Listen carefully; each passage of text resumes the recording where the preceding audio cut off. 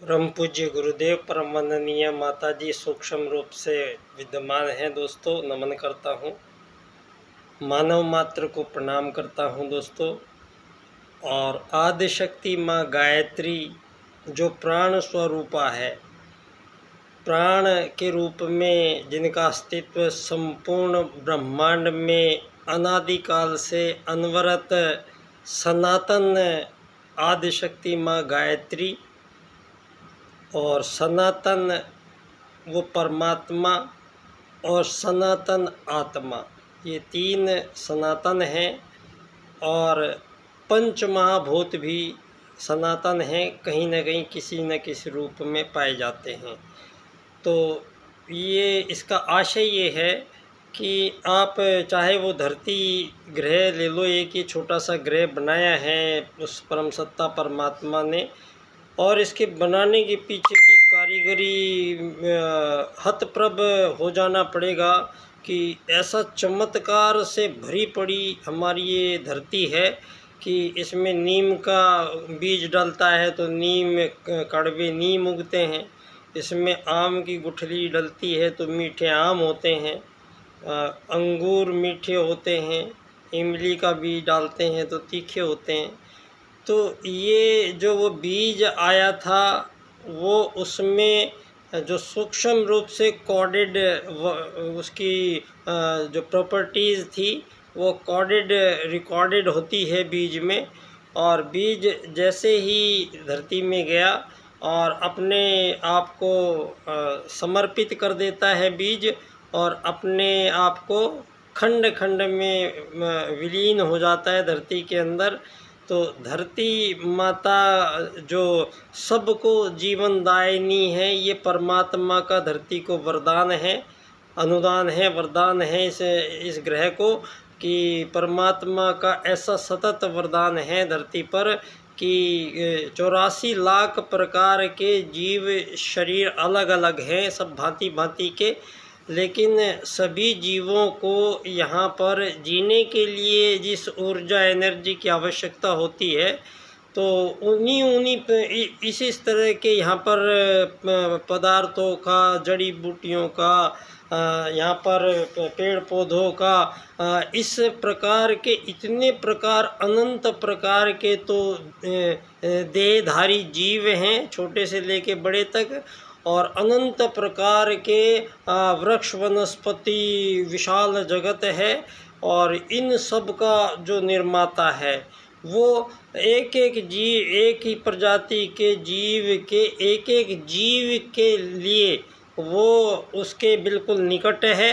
और प्रत्येक जीव से जो भी जीवित, जो भी जिंदा है, जो भी प्राणी है जिसमें प्राण है, प्राण का मतलब होता है कि आदि शक्ति माँ गायत्री, गायत्री का मतलब है प्राण को धारण करना।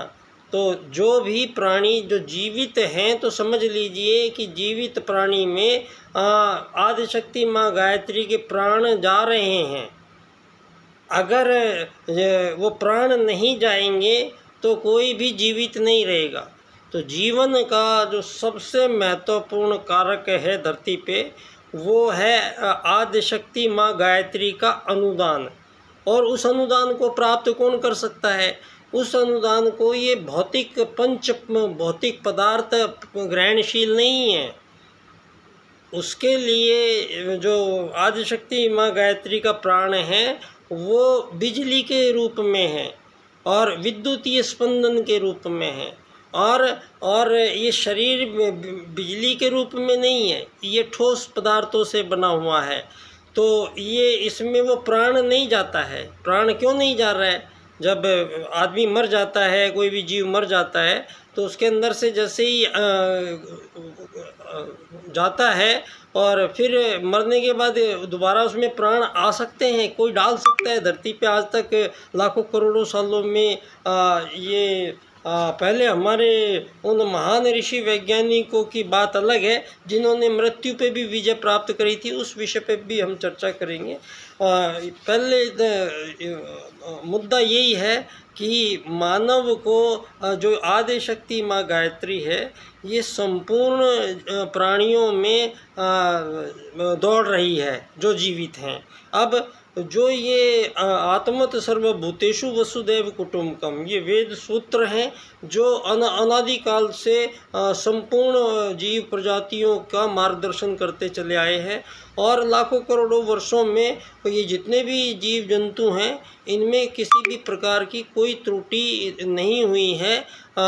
हजारों साल पहले मधुमक्खी के छत्ते में जो रानी मक्खी का चलाया हुआ राज करने के जो तौर तरीके पॉलिसीज़ थी, वही पॉलिसीज़ लाखों करोड़ों साल बाद आज भी चल रही है। सारी धरती पे चींटियाँ एक के पीछे एक चलने लगती है अपने आप ही।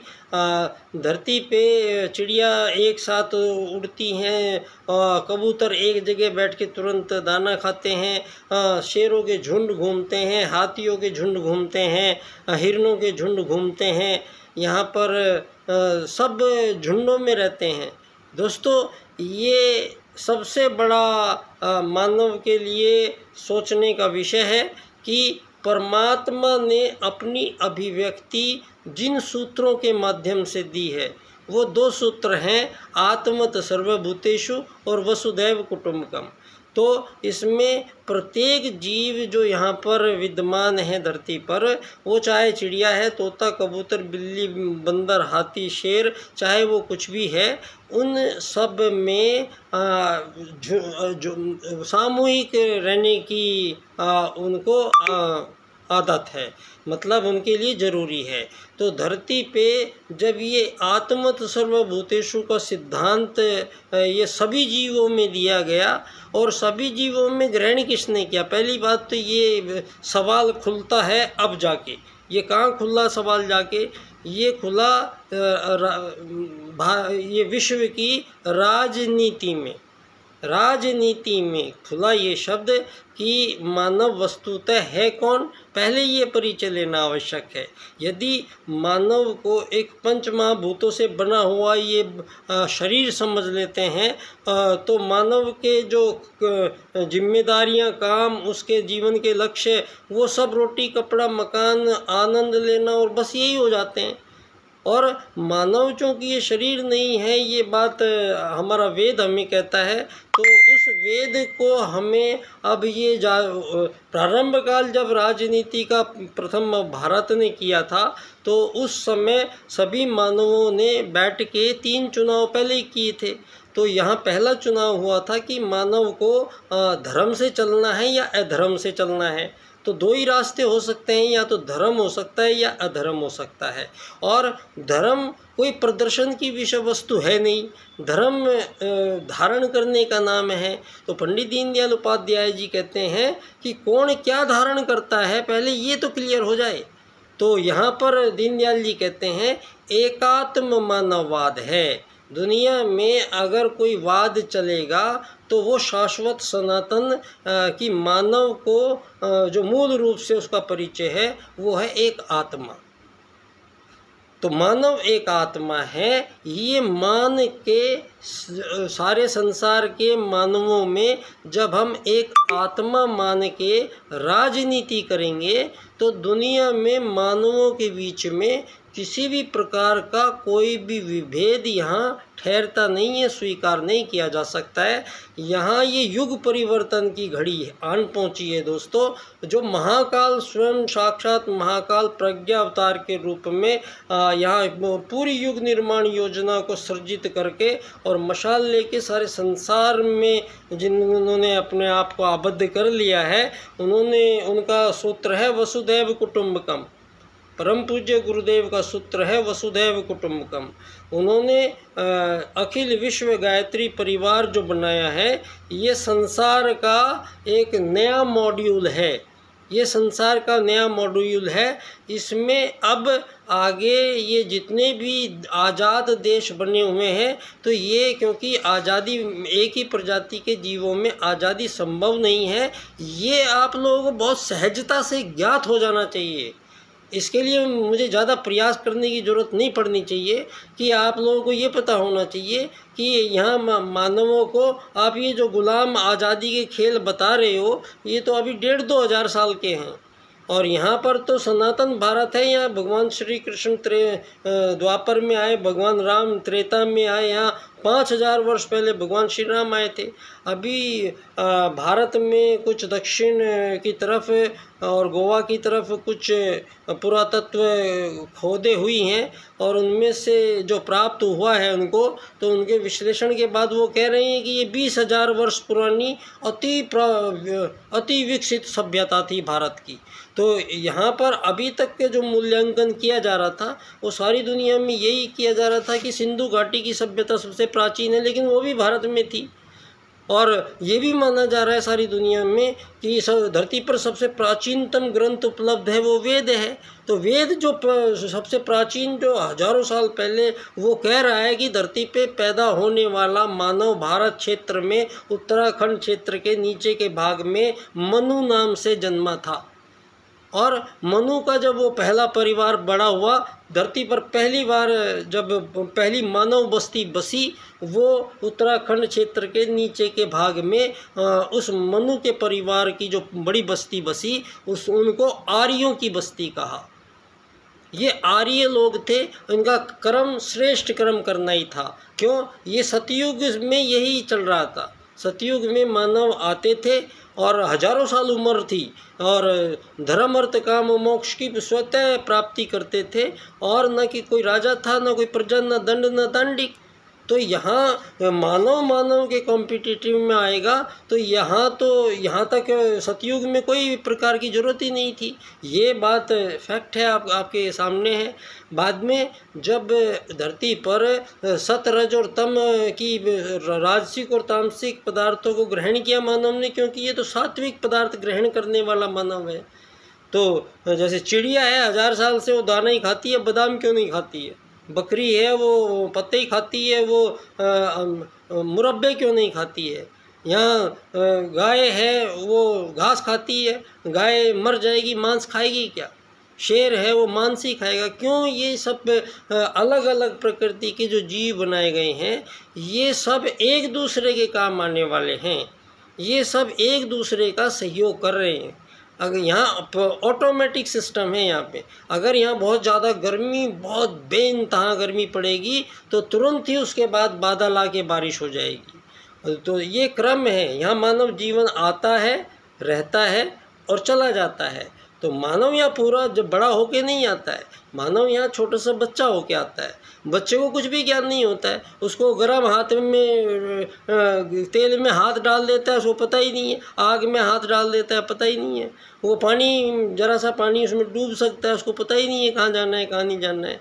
उसको कुछ भी ज्ञान नहीं होता है। मानव के बच्चे को जब छोटा सा होता है, उसको क्यों नहीं होता है ज्ञान?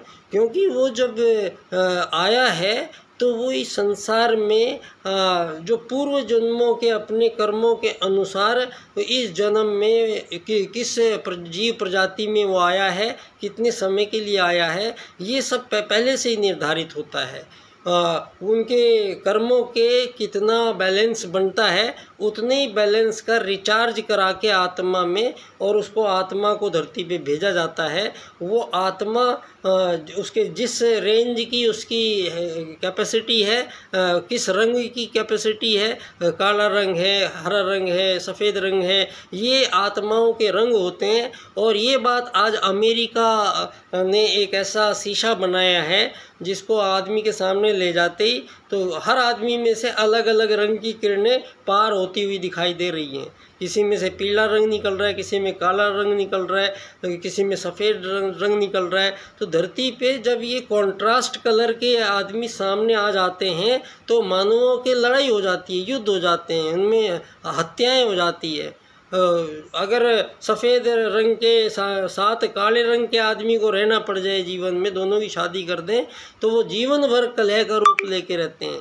तो हमारे जो ऑरा होता है, ये ऑरा से हमारे ऋषि मुनि पहले के हमारे ऋषि मुनि की महान अनुसंधानी इतनी विलक्षण थी कि वो सुदूर ग्रह उपग्रहों की यात्राएं ब्लैक होल के माध्यम से करते थे। आज आप बता रहे हो कि यहाँ पर न्यूटन ने ग्रेविटी की खोज की और डाल्टन ने परमाणु की खोज की, ब्रदर्स ने हवायुयान की खोज की, और सब पेटेंट करा करा के बैठ गए सारी धरती पे। ये मानवीय प्रतिभा का पेटेंट कराने की यहाँ पर कोई व्यवस्था है ही नहीं, क्योंकि यहाँ पर सब एक अर्थ से चलते हैं। वेद में अर्थ का मतलब है कि सब मानवों के सामने जो भी समस्याएं धरती पे आएंगी तो सारे मानव मिल बैठ के प्रत्येक समस्या का निराकरण करेंगे। तो समस्याओं का निराकरण करने के लिए वेद ने अर्थ करना कहा है। किसी प्रकार का धन रुपया पैसा सोना चांदी किसी वस्तु के विनिमय में या कोई सेवा सहायता के बदले में देना पड़ेगा। पंडित दीनदयाल उपाध्याय जी अर्थायाम के राजनीतिक चिंतन में स्पष्ट करते हैं कि भारत का जो मौलिक विचार है वो मानवों के बीच सेवा सहायता सहयोग परस्पर समन्वय त्याग एकता प्रेम सामंजस्य भाईचारा ये सब ऐसे गुण हैं जो मानव को मानव से प्यार करना सिखाते हैं, जो मानव जीवों से प्यार करते हैं। उनके लोभ नहीं हो धरती पे, लोभ लालच नहीं हो मानव में, और मानवों के बीच का व्यवहार एक दूसरे को श्रद्धा से और एक दूसरे को प्रेम से हम सबको सारे संसारवासी मिल खुश रहें और सबको सारी चीज़ें सहजता से उपलब्ध हो जाए जीने के लिए जो चाहिए। ये प्रतिस्पर्धाएं जो हो रही हैं धरती पे, ये मानवों के बीच में युद्ध चल रहे हैं 1000 साल से, मानवों के बीच में शोषण वध हत्या, इन सब का सारी पापों का कारण क्या है? तो सारे पापों का कारण है पंडित दीनदयाल उपाध्याय जी के अनुसार मानव के द्वारा अपनाई गई राज्य की नीति कौन सी है।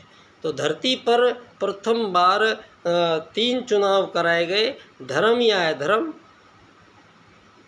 राजकता या अराजकता, नीति या अनीति। तो मानव ने चुनाव किया धर्म आधारित राजकता की नीति। तो ये राजनीति पहली बार धरती पर राजा मनु को बनाया गया और मनु ने ये मानव जीवन के सभी पहलुओं को बारीकी से संपूर्ण रूप से कि भविष्य में मानव कभी भी भटके ना, और इस ऐसे 4 मार्ग ये पकड़ा दिए हैं कि मानव सदा काल तक अपने मोक्ष प्राप्ति का अधिकार प्राप्त करता रहे। उन्होंने इतना सर्वश्रेष्ठ एक संपूर्ण रूप से वैज्ञानिक तरीके से ब्रह्मचर्यग्रस्त वानप्रस्थ संन्यास, ये 4 अवस्थाएं, इनके अनुसार अगर आप 18-21 साल तक ब्रह्मचर्य से नहीं रखोगे मानवों को, तो यहाँ मानव के अंदर से बहुत बड़ी हानि कर देता है आदमी और अपनी इम्यूनिटी पावर उसकी चुक जाती है। और जब जवानी में ही जो जवान बच्चा बन रहा है, अगर उसको ब्रह्मचर्य से नहीं रखा गया तो वो उसके अंदर से छूछ हो जाएगा, इम्यूनिटी पावर गायब हो जाएगी और ज़रा सी चीज़ों से रोगी हो जाएगा। और इस प्रकार से फिर उसको और सारी दुनिया में ये रासायनिक जो अंग्रेजी दवाइयाँ दी जा रही है, आधा तो ये अंग्रेजी दवाइयों के कारण मानव और संपूर्ण जीवों में इतनी त्रुटियां आई हैं कि जिसकी गणना करनी बमुश्किल है। आज दुनिया में अब हम एक ऐसे मुकाम पर आ गए हैं कि जहाँ ये देखना पड़ेगा, ये विचार युग परिवर्तन है। तो विचार में क्या मतलब? विचार में ये परिवर्तन है कि भैया यहाँ धरती पे जो मानव आत्मा है वो आया है, शरीर में आया है, रहेगा, चला जाएगा। तो ये समझ में आ रही है बात कि मानव एक यात्री है धरती का। तो मानव अगर यात्री है धरती का, तो यात्री को यहाँ मूल निवास प्रमाण पत्र नहीं दिया जाता है। कोई भी यात्री यहाँ धरती को खरीदेगा बेचेगा नहीं। यहाँ कोई भी एक पक्का मकान खड़ा करने की कोई जिम्मेदारी नहीं है यहाँ मानव की। अभी आप इतनी जनसंख्या बढ़ती चली जा रही है और आज तक तो मानवों को उनका जीवन लक्ष्य एक पत्थर का मकान चुनना है, जीवन भर लगे रहते हैं वो, और मरने तक वो मकान नहीं बन पाता है। अब ये धरती पर इतने सारे मकान बना दोगे कि अब से 10 साल बाद में जो बच्चे पैदा होंगे तो आप उनको बोलोगे कि आपका एक ही काम है जीवन में कि आप 2 मकान तोड़ दो।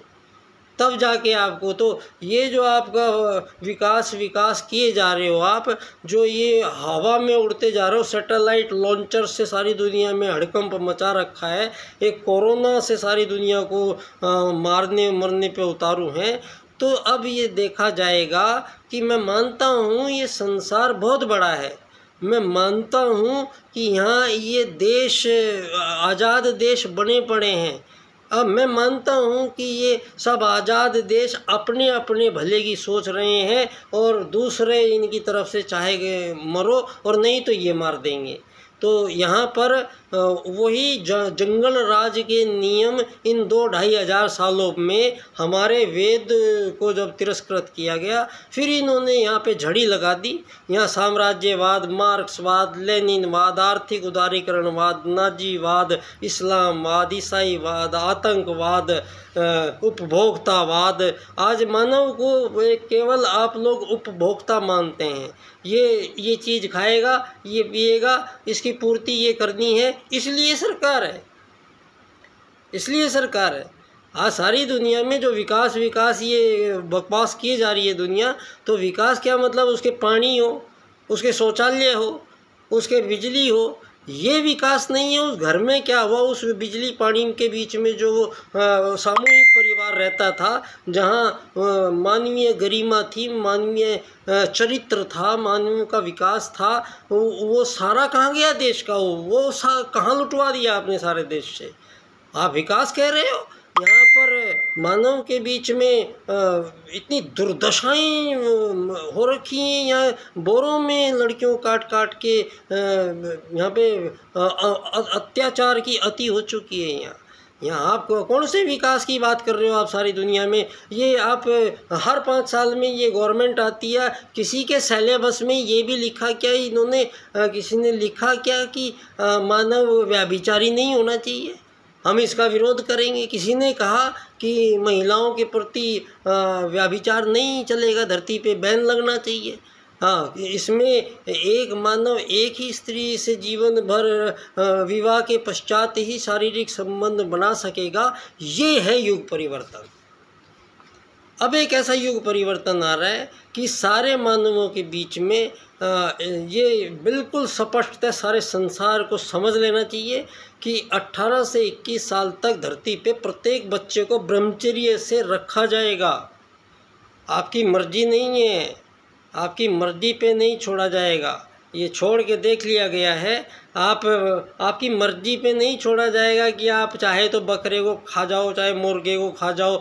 अगर भगवान ने आपको यहाँ पे शाकाहारी प्राणी बनाया है तो आपको अधिकार नहीं है किसी भी जीव के हाथ लगा दोगे आप। ये जो युग परिवर्तन होगा, ये इसी बात का युग परिवर्तन होगा कि धरती पे मानव किसी जीव को वध करके खा नहीं पाएगा फिर बाद में। यहाँ पर जो अब युग परिवर्तन आ रहा है, इसमें यहाँ पर स्पष्टतया धरती के हजारों सालों की गलतियों का निवारण किया जा रहा है परम पूज्य गुरुदेव के द्वारा।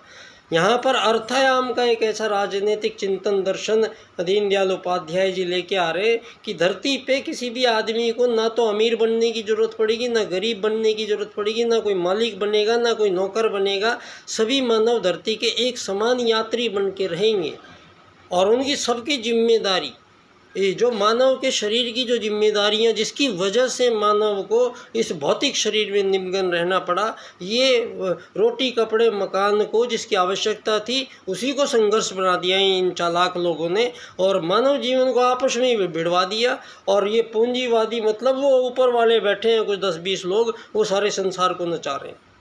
जिस देश पे चाहे उड़ा हजारों साल लगते हैं किसी भी देश को बनने में, इन्होंने पल भर में मिसाइलों से ध्वस्त कर दिया है। आगे आगे इनका अंतिम यही है।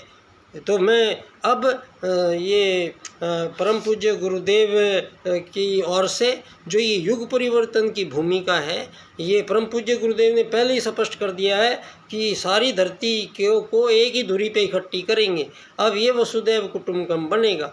तो इसका मतलब क्या है? गुरुजी ने कहा है कि धरती की सारी सीमा रेखाएं समाप्त करेंगे, कोई आज़ाद देश नहीं होगा धरती पे। सारे ही लोग आज़ाद होंगे, एक विश्व में रहेंगे और उस विश्व का नाम है अखिल विश्व गायत्री परिवार, अर्थात संपूर्ण प्राणियों का एक परिवार बन के धरती को आगे इस सतयुग की वापसी के रूप में धरती पर लाया जा रहा है। तो काम बड़े हैं और बड़े काम हैं और बड़े परिवर्तन हैं। तो आप सब लोग अपने अपने युग सैनिक जितने भी हैं वो परम पूज्य गुरुदेव, उनको विशेष रूप से गुरुजी सब पे नज़र हैं और गुरुजी बिल्कुल कंधे से कंधा मिलाकर खड़े हैं और सब कुछ उन्होंने कहा है, अगर आप नहीं करोगे तो ईंट पत्थरों से काम करा लूँगा, लेकिन युग परिवर्तन तो होके रहेगा। ये अब धरती पे ये आपकी जितनी चालाकबाजियाँ थी इन सब का निराकरण 2 सूत्र कर रहे हैं। एक तो कर रहा है आत्मवत् सर्वभूतेषु, जिसका सिद्धि है राजनीति में। तो राजनीति में ये G5, G10, ये एशिया, ये यूरोप, ये विकसित, अति विकसित, अल्प विकसित है, विकासशील, ये SC ST, जनरल, OBC, ये अमीर गरीब, मालिक नौकर, ये ताकतवर, ये कमज़ोर, ये फलानी जातियाँ, ढिमकी जातियाँ, ये भाजपा वाले, कांग्रेस वाले, ये और एक नया बीज है धरती पे जिसको आप लोकतंत्र कह रहे हो। ये लोकतंत्र सबसे पहले उस देश में लोगों को विभाजन करता है, अलग अलग पार्टी के लोग अलग अलग बांटता है, तब उनकी वोटिंग लेके थोड़े से वोटिंग से जो जीतता है वो सरकार बनाता है। तो मानवों को यहाँ एकात्म मानववाद को तो यहाँ पहले ही खंडित करके लोकतंत्र बनाया है आपने। ये कैसा लोकतंत्र है? लोकतंत्र आपने इतने आसान से कह दिया जैसे सारी दुनिया एक ही आ रही है। यहाँ तो एक मालिक आ रहा है, 10 नौकर आ रहे हैं, यहाँ तो एक अमीर आ रहा है, 100 गरीब आ रहे हैं, यहाँ एक साहूकार आ रहा है, वो लेनदार आ रहे हैं। तो यहाँ पे कौन आ रहे हैं ये वोट डालने? यहाँ एक कहाँ है? ये इनको एक करना है, सारी दुनिया को आत्मवत् सर्वभूतेषु के अनुसार और वसुदैव कुटुंबकम के अनुसार परम पूज्य गुरुदेव की इस युग परिवर्तन प्रक्रिया के अंतर्गत पंडित दीनदयाल उपाध्याय जी के 4 सूत्र हैं दोस्तों। उनकी व्याख्या मैं इस क्रम से करता हूँ। आर्थिक लोकतंत्र द्वारा अर्थायाम आधारित एकात्म मानववाद की स्थापना से अंत्योदय की प्राप्ति जब होगी, हमें अंत के आदमी को कुछ दे के लाभ पहुंचाना अंत्योदय नहीं है। ये जो लोग आप दीनदयाल जी के साथ मजाक कर रखी है आप लोगों ने दोस्तों, दीनदयाल जी के ऊपर ये सारे जितने भी राजनेता हैं, ये सारे भाजपा के भी ले लो और जितने भी नेता हैं, ये सारे के सारे पंडित दीनदयाल उपाध्याय जी के एक माला पहना के उनके जन्मदिन पर 25 सितंबर को और 11 फरवरी को यहीं मेरे ही पास में है धानक्या स्टेशन जयपुर राजस्थान में, मैं वहाँ पिछले 20 साल से पंडित दीनदयाल उपाध्याय जी के 4 सूत्रों की मैंने रिसर्च की। इनकी व्याख्या के तौर पे मैंने जब हर बार व्याख्यान रखता हूँ तो ये लोग आज तक भी एक भी कोई नेता इनमें से एकात्म मानववाद पे बोलने के लिए तैयार नहीं है। कोई भी नेता धरती पे पंडित दीनदयाल उपाध्याय जी के अर्थायाम को बोलने के लिए तैयार नहीं है। क्यों? क्योंकि ये वो उसी भ्रमों में चल रही है जो उन्होंने बना के दिया है लोकतांत्रिक ढांचा। ये सारी दुनिया शोर मचा रही है भाई संविधान बदल जाएगा, संविधान बदल जाएगा। अगर संविधान बदल भी जाएगा तो कौन सा धरती फट पड़ेगी, क्योंकि संविधान को तो बदलना ही पड़ेगा यहाँ पे, क्योंकि यहाँ ये अमीर गरीब मालिक नौकर SC ST का ये जंजाल जो मानवों के बीच में विभेद करके धरती पे ये नरक मचा रखा है, ये नहीं मचेगा यहाँ। तो बदलना है, इसके लिए तो सारा युग बदलना है। आप क्या संविधान तो परम पूज्य गुरुदेव ने 18 सूत्रों को मिला के जो नए युग का नया संविधान लिखा है धरती पे, वो संविधान लागू होगा। तो ये आपका संविधान, ये क्या बात कर रहे हो आप हमें? ये संविधान तो सारी धरती का बदलेगा इस बार। तो दोस्तों, परम पूज्य गुरुदेव का उल्टे को उलटकर सीधा करने का फार्मूला याद करने का समय आ गया है दोस्तों। और एक ऐसे विश्व की जो परम पूज्य गुरुदेव ने जिसकी नींव रखी है और वो वैसा विश्व धरती पे अब बनने जा रहा है, इसका अब असर शुरू होने लग गया है। जल्दी आप लोगों के सामने सब स्पष्ट होगा। धन्यवाद। बच्चा डॉक्टर बाल्यकाल सेवा संस्थान का अध्यक्ष पंडित दीनदयाल उपाध्याय जी की जन्मस्थली धानक्या स्टेशन से सभी को प्रणाम करता हूँ। पुनः परम पूज्य गुरुदेव परम वंदनीय माता जी को नमन करता हूँ और आदि शक्ति माँ गायत्री जिसकी वजह से हम संपूर्ण प्राणी यहाँ जीवित हैं, उन्हें नमन करता हूँ। धन्यवाद।